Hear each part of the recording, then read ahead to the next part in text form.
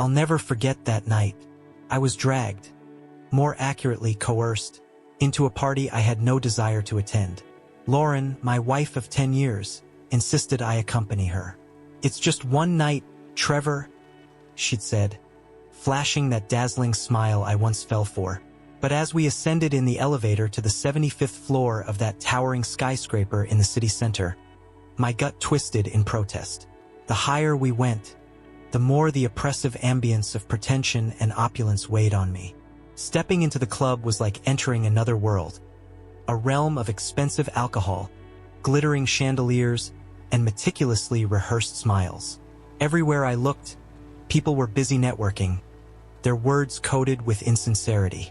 I clutched my drink tightly, trying to find solace in the anonymity of the crowd, while Lauren immediately drifted away into a circle of laughing colleagues. I was left standing alone in a sea of forced cordiality. I lingered by the bar, nursing my drink and attempting to blend into the background, when out of nowhere, a tall, impeccably groomed man approached me. His suit was a masterpiece, price tag rumored to be around $15,000, and he carried himself with the kind of confidence that only comes from absolute power. As soon as he opened his mouth, my blood ran cold. "Trevor, isn't it?" he said, his tone dripping with condescension and something darker. I immediately recognized him. Nathan, the enigmatic figure whose name had haunted my phone screen countless times thanks to Lauren's messages. I'd seen it all. Flashes of her texts, phone calls I wasn't meant to hear, but nothing could have prepared me for his blunt declaration. "Lauren belongs to me. I control her. And you're just a burden in her worthless life." I stood there, numb, trying desperately to process his words. My mind raced. Was this some sick joke? Had I misread the situation entirely? I scanned the room for any sign that this was a misunderstanding, but the stern looks of other high-powered guests only deepened the nightmare unfolding before me. Before I could muster a response, I caught sight of Lauren across the room. Instead of shock or distress, her eyes sparkled with amusement, and a soft, almost musical laugh escaped her lips. Her reaction was so out of place, so chillingly detached, that it sent a shiver down my spine. I felt betrayed, confused, and utterly isolated. In that moment, I realized I was trapped not only in an exclusive, gilded cage, but also in a web of deceit I never even knew existed. As I tried to steady my breathing and make sense of it all, my thoughts began spiraling. Who was Nathan really, and what did Lauren's laughter mean? Had I been living a lie all these years? The answers, I feared, were far more complicated than I could ever imagine. That single moment, that single conversation, shattered the veneer of our life together.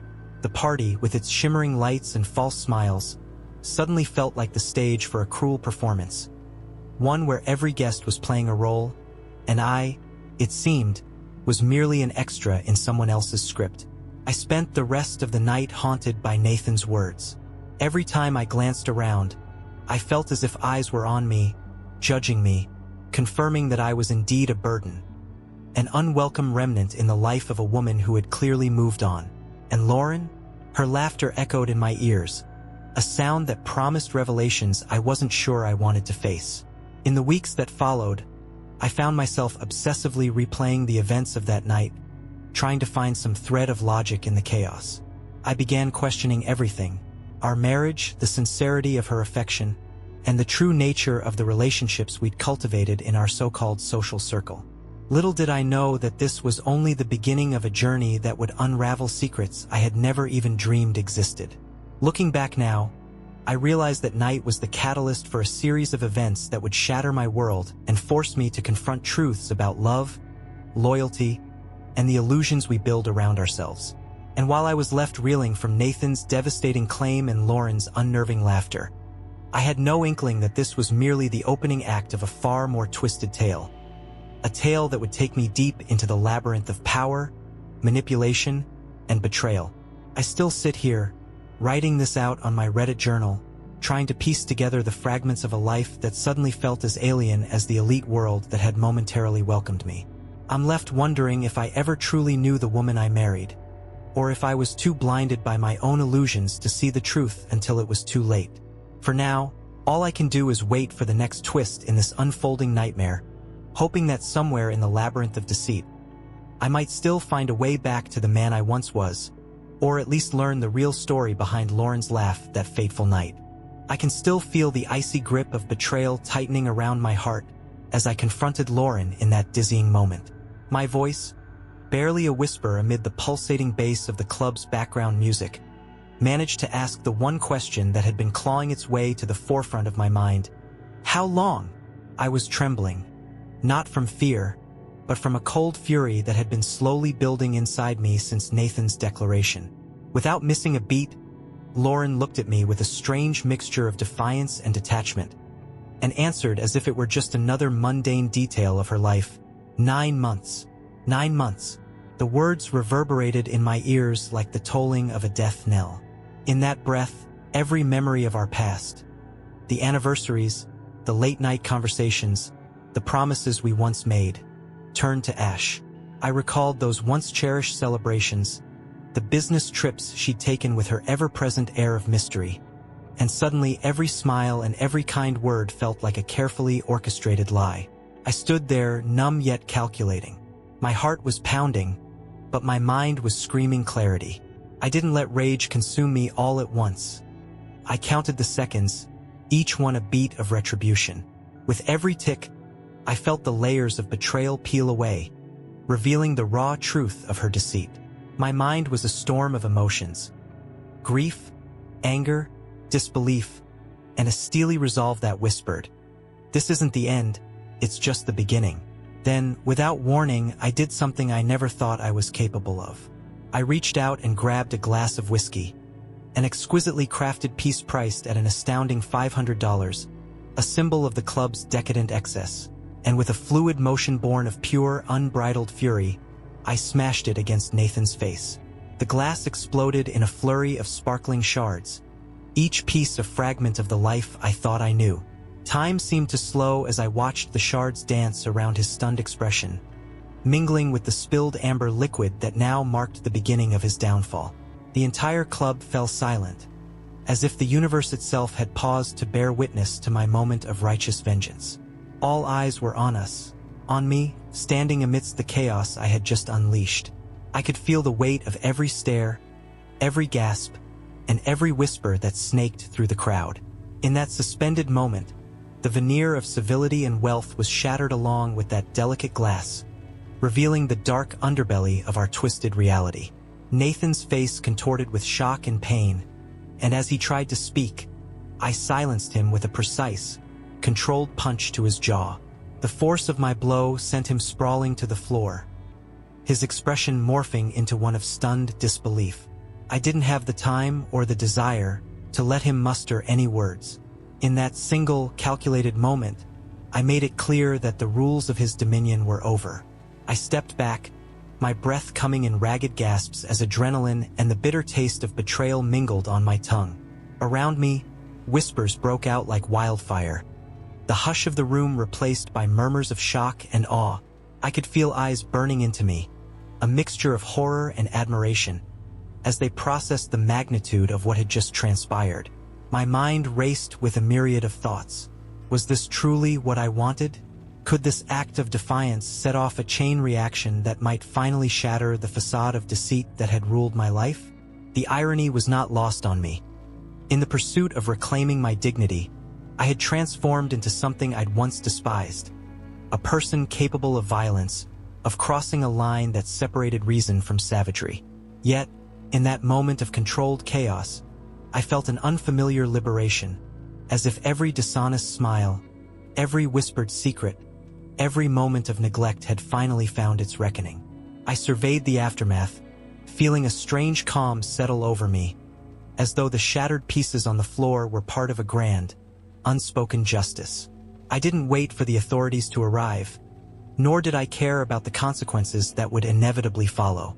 All I knew was that the empire of lies was crumbling around me, and I was at the very epicenter of its collapse. As I stood there, the adrenaline slowly ebbing away, a cold realization set in.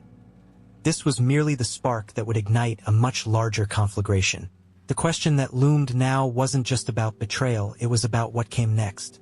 The club's opulent facade had just witnessed a rebellion, and I was determined to expose every hidden truth that had been masked by wealth and power. I left the room with a quiet assurance, knowing that my path forward was irrevocably altered. The clock had started ticking on a war of retribution, and I was prepared to follow every lead, every whisper of deceit, no matter where it would take me. Lauren's betrayal, laid bare in the harsh light of that unforgettable night, had given me the strength to shatter the chains of my own delusion. And as I stepped out into the night, I knew that the journey ahead would be as treacherous as it was inevitable. A journey towards reclaiming not just my dignity, but the very essence of my identity. I left the club with my hands trembling, not from fear, but from a boiling, raw rage that surged with every step I took away from that staged scene of wealth and deception.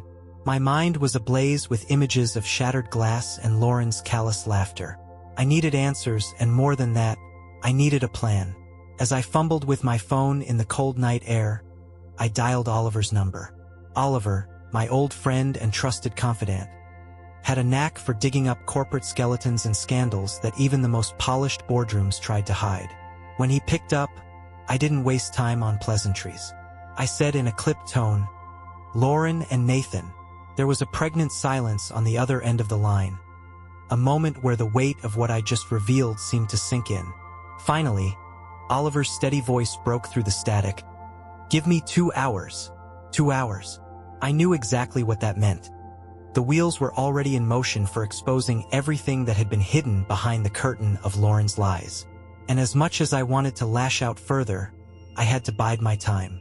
The clock was ticking, and every second brought me closer to a reckoning that would strip them both of their carefully curated facades. Returning home was like stepping back into a house that no longer belonged to me. Every corner echoed with memories of a life I thought I knew, a life that had been built on trust, love, and shared dreams. Now, it all felt like a meticulously staged set for a tragic play. With my emotions a tangled mix of fury and numb resolve, I began methodically packing her things. I rifled through our shared closets and drawers, gathering up her $5,000 designer dresses with a precise, almost mechanical efficiency. Each dress, each fabric, now symbolized a fragment of betrayal. I collected her $2,000 shoes, neatly folding them into a suitcase that suddenly felt heavier than it ever should have. This wasn't just about material possessions. It was the erasure of her presence, a symbolic severance of the life we had built together. I worked in silence, each folded garment and carefully placed accessory marking a step away from the illusion of our shared past. I could feel the tension in every movement, every click of the zipper sealing off a chapter of my life. I was reclaiming what was rightfully mine. Not just the house and the money, but my dignity, my sense of self that had been gradually chipped away by her deceit. It wasn't long before I heard a soft voice behind me.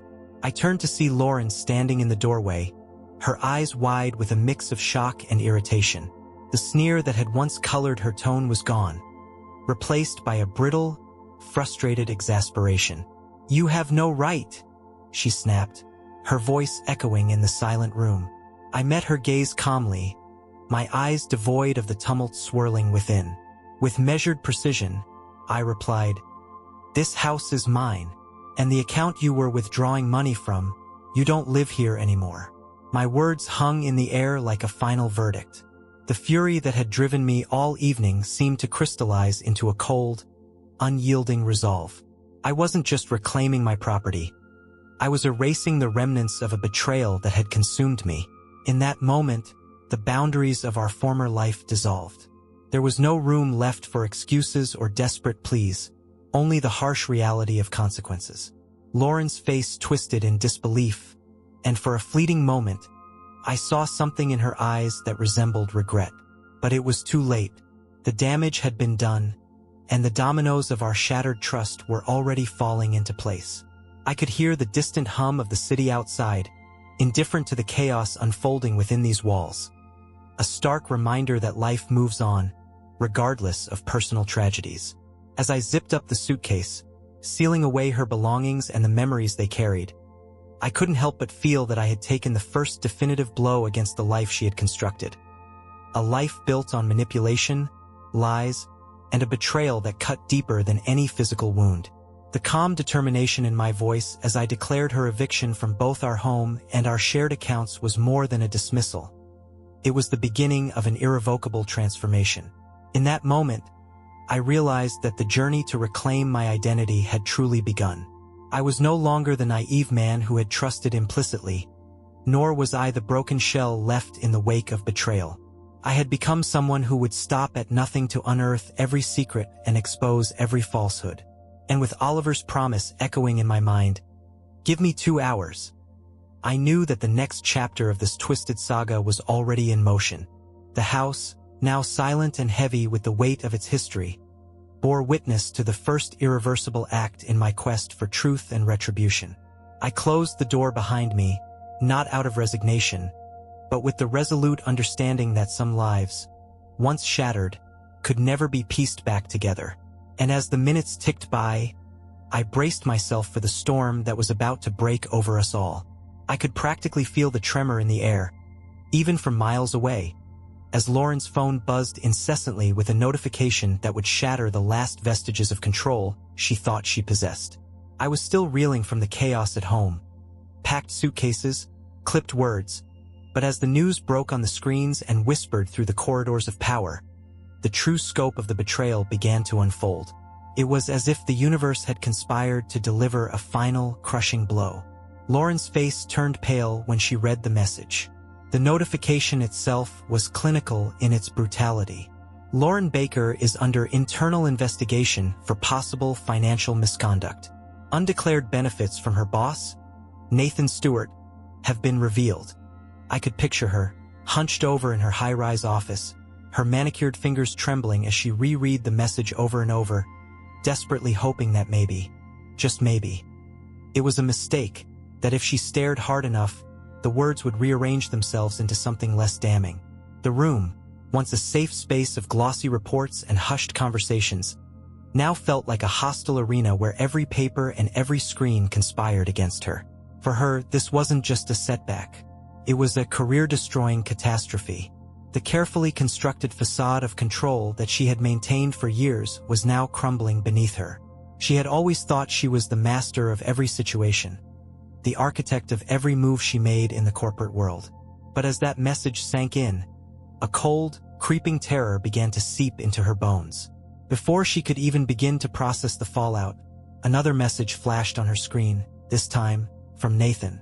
It read, "Don't contact me. You're on your own." That single sentence was like ice water thrown on the embers of her panic. She tried to call him, fingers fumbling over her phone, as she desperately dialed his number in hopes of salvaging even a shred of control. But Nathan ignored every call, every desperate beep of her phone. It was as if he'd vanished into thin air, leaving her stranded in a vortex of isolation and regret. I listened to the details unfold over the phone later that night. Lauren's voice, usually so smooth and assured, was now laced with panic and disbelief. She admitted that she'd always prided herself on knowing exactly how to manage any crisis. But this time, she was completely off balance. Every plan, every contingency she had meticulously laid out, was now rendered useless. She thought she had the upper hand, that she could maneuver through the corporate labyrinth with Nathan by her side. But the reality was brutal. She was utterly and irrevocably alone. As I processed the information, I couldn't help but reflect on how the balance of power had shifted so swiftly. Nathan, who had once been the silent puppeteer behind the scenes, had now turned his back on her without a hint of remorse or hesitation. And Lauren, the woman who had always seemed to hold the reins of her destiny, was now at the mercy of forces far beyond her control. It was a classic case of the mighty falling, not with a dramatic roar, but with a quiet, merciless whisper of betrayal. The investigation was set in motion, the corporate giants tightening their grip, and Lauren was left to face the music alone. The irony was not lost on me. She had orchestrated every move with such confidence, so sure of her ability to manipulate the game. But now, stripped of all her carefully curated benefits, She was exposed, vulnerable in ways she had never imagined. The downfall was swift, almost surgical in its precision. Every undisclosed benefit, every backroom deal that had kept her afloat in a sea of corporate skullduggery, was now laid bare for all to see. And with Nathan's final message echoing in her mind, "You're on your own," it was clear that she had no allies left to rescue her from the inevitable collapse. In that moment, I realized that the true extent of this battle was far larger than our personal vendettas. It was a clash of worlds, the glitzy, ruthless realm of high finance and corporate ambition, and the raw, unfiltered reality of betrayal and revenge. Lauren's carefully constructed empire was disintegrating, and with it, the illusion that she had ever truly been in control. I sat back, absorbing every detail of this unfolding drama, aware that my own path of retribution was now irrevocably intertwined with these revelations. As I scrolled through updates and listened to her panicked voice on the other end of the line, I couldn't help but think, the house of cards had finally come crashing down, and in its ruins lay the seeds of a deeper, more dangerous game. A game where the stakes were not just careers or reputations, but the very soul of our shared past. Lauren had always believed that her influence could bend the rules, that her every move was calculated and inevitable. But tonight, as she stared at that screen in disbelief, it became painfully clear. In this arena of control and deception, she was no longer the one calling the shots. The control had shifted, and with it, the promise of her downfall was sealed. The next morning, I woke with a clear, unyielding resolve. Every lingering memory of betrayal, every whisper of deceit from the night before, was purged in one swift, final act. I was going to erase Lauren from my life entirely. I started with the digital traces. With a few determined keystrokes, I changed every shared password, email accounts, social media, even our streaming subscriptions. Each new code was a nail in the coffin of our shared past, a final severance of our once intertwined digital lives. The joint account, where we had once stashed our dreams and saved for a future together, was next. I logged in, watching the balance of $150,000 flicker on the screen like a cruel reminder of what was lost. Without a moment's hesitation, I initiated the process to close it down. Every dollar in that account would now be mine, a bitter token of a future that would no longer include her. I picked up the phone and called the bank. The conversation was curt, businesslike. I informed them that the car registered in my name, her car, now reclaimed as a solitary asset, was to be transferred entirely to me. Since I was the sole owner on record, there was no legal battle. It was just another step in reclaiming what I believed was rightfully mine. Walking through our apartment, I methodically erased every trace of her existence. I grabbed the bottle of her signature perfume, the one scent that used to remind me of softer times, and flung it out the window, watching as it splattered on the pavement below.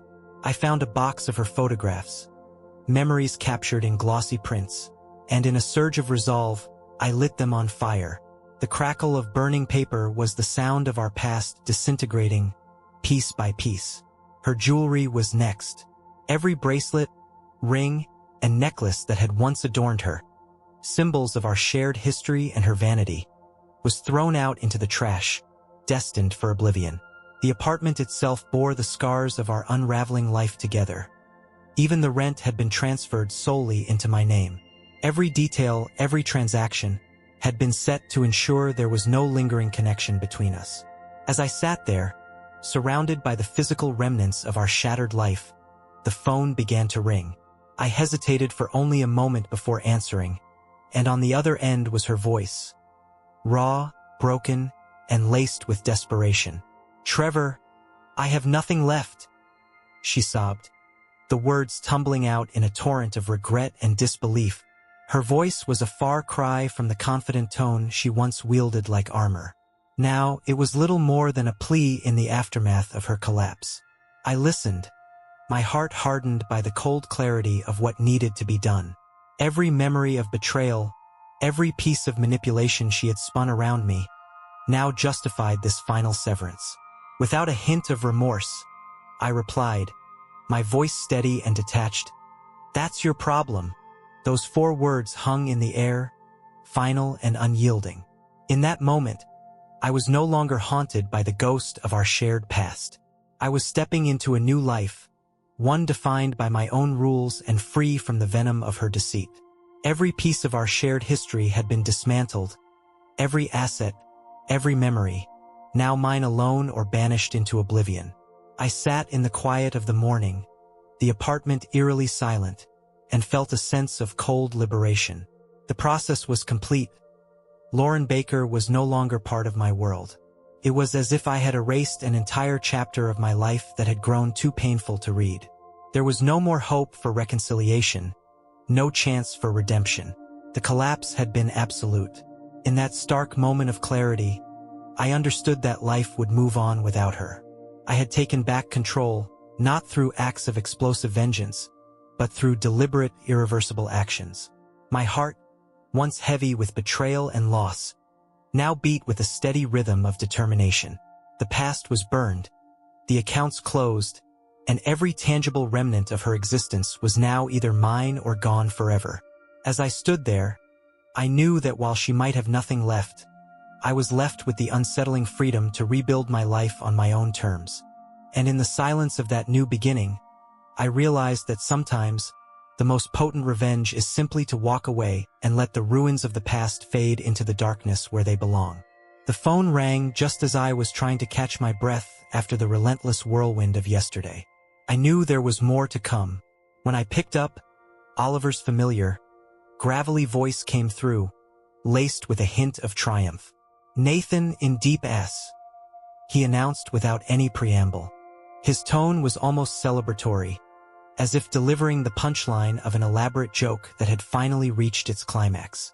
I leaned against the cool kitchen counter, still processing the chaos of our personal vendettas, when Oliver continued with the details. His voice dropped, gravely serious. Nathan's company had launched a full-scale internal investigation. What I'd assumed was just a personal debacle was rapidly spiraling into a corporate catastrophe.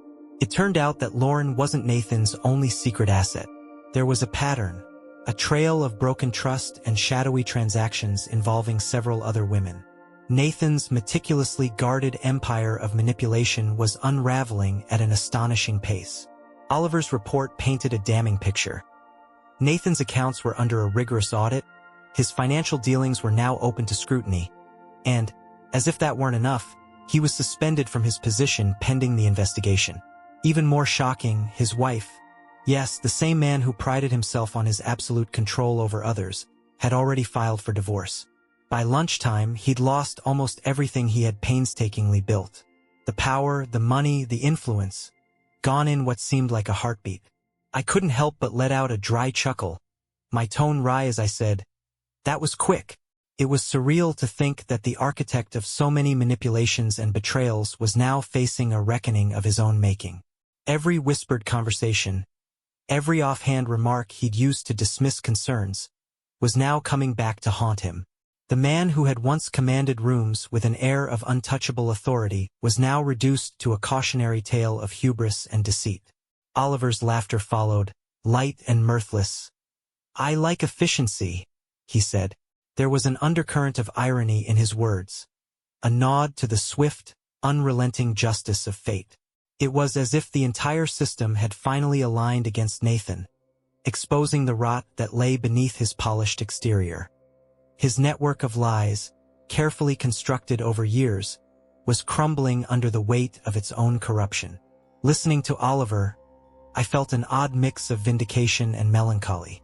Vindication because every calculated move I had made, every painful decision, had contributed to this domino effect of retribution. And melancholy, because in watching him fall, I couldn't help but reflect on the twisted paths our lives had taken. Nathan had once been the emblem of control and power, qualities that I had once admired from a distance. Now, witnessing his swift descent, it was clear that control was a fickle illusion, easily shattered by the very truths one tries to hide. In that moment, as I listened to Oliver's detailed rundown, I realized that this entire ordeal had morphed into something far bigger than a personal vendetta. It was a reckoning for everyone who had ever been used as a pawn in the high-stakes game of corporate deceit. Nathan's fall was not just his own. It was a victory for all those who had been silenced, exploited, or discarded by his manipulations. I sat back, the early afternoon sunlight filtering through the blinds, casting long shadows across the room. The taste of bitter triumph mixed with the remnants of my own sorrow. I wasn't celebrating the collapse of a man. I was witnessing the natural consequence of unchecked power and corruption. And while I had my own score to settle, it was the broader injustice that now resonated in every word Oliver spoke. The report continued, each detail more damning than the last. Nathan's once impenetrable aura of invincibility was now nothing more than a facade crumbling before the relentless march of truth. His fall, swift and absolute, served as a stark reminder. No one was untouchable. The same mechanisms that had once empowered him now became the instruments of his downfall. As Oliver's call drew to a close, I was left with a sense of eerie calm. The wheels of retribution were in motion, and Nathan's empire of deceit had finally begun to collapse from within. I couldn't help but think back on the twisted chain of events that had led us here. Each act of betrayal, every calculated move of vengeance had contributed to this intricate tapestry of downfall. In that quiet moment of reflection, with the sound of Oliver's laughter echoing in my ears, I knew that our paths were irrevocably altered. I had taken the first steps to reclaim my life, and now, with Nathan's swift collapse, the message was clear. Control is an illusion, easily broken by the relentless pursuit of truth. And so, as the day wore on and the news of Nathan's unraveling spread like wildfire through the corridors of power, I sat in silence, watching the once mighty fall with a detached sense of satisfaction. It wasn't about revenge alone. It was about restoring a sense of balance, a quiet assertion that even in a world of lies and manipulation, truth would eventually find its way to the surface. In the weeks that followed the chaos, I found myself methodically erasing every trace of Lauren Baker from my life, as if purging the past could cleanse the wounds of betrayal. I began with her belongings. Every cherished item, every token of a life that had once meant so much, was consigned to oblivion. I gathered the last remnants of her possessions.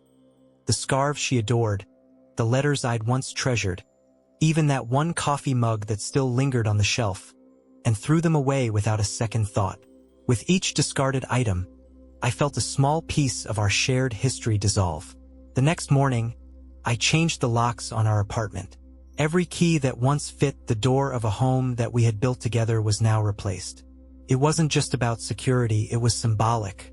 The new locks were a physical barrier against a past I no longer wanted any part of.